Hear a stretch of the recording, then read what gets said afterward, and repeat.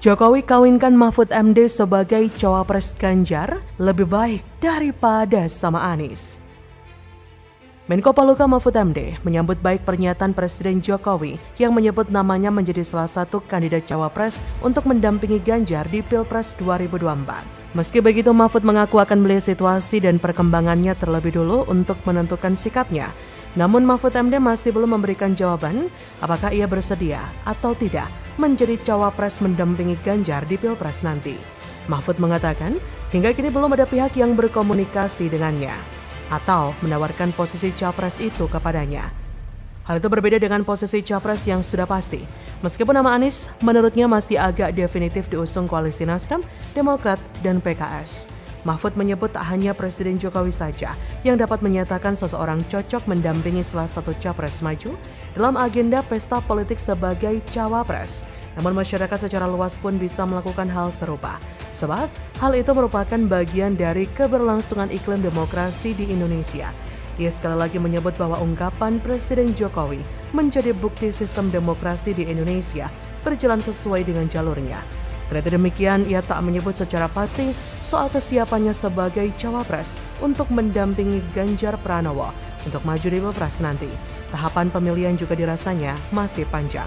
Namun bukan tanpa alasan Presiden Jokowi menyebut nama Mahfud MD sebagai orang yang cocok sebagai cawapres Ganjar. Jika melihat kinerjanya memang sangat cocok disandingkan dengan Ganjar, Mahfud merupakan mantan ketua MK yang secara tegas menegaskan hukum bagi para pelanggar hukum, terutama pada pelaku korupsi yang begitu mengakar di negeri ini.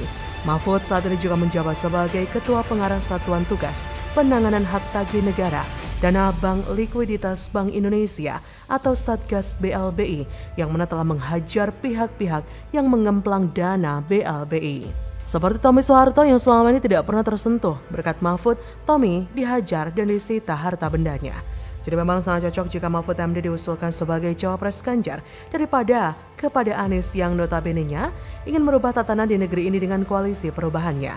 Lagian Mahfud MD melalui statement kepada kawannya, Denny Indrayana juga mengungkapkan bahwa ia mempersilahkan Denny untuk mendukung Anies tapi tidak dengan pilihannya. Memang hanya sepatah statement itu yang tersampaikan di publik. Namun asumsi banyak bermunculan karena Mahfud memberikan clue perbincangan mereka selanjutnya perihal capres potensial yang sudah masuk riset lembaga survei. Ranah Mahfud dalam pemerintahan sendiri sudah pada realisasi politik dan hukum yang berjalan di negara ini. Jadi tidak mungkin sekelas menteri sepertinya mengeluarkan pendapat secara sembarangan. Sama halnya dengan Riza yang sudah mengetahui bobroknya Anies selama memimpin.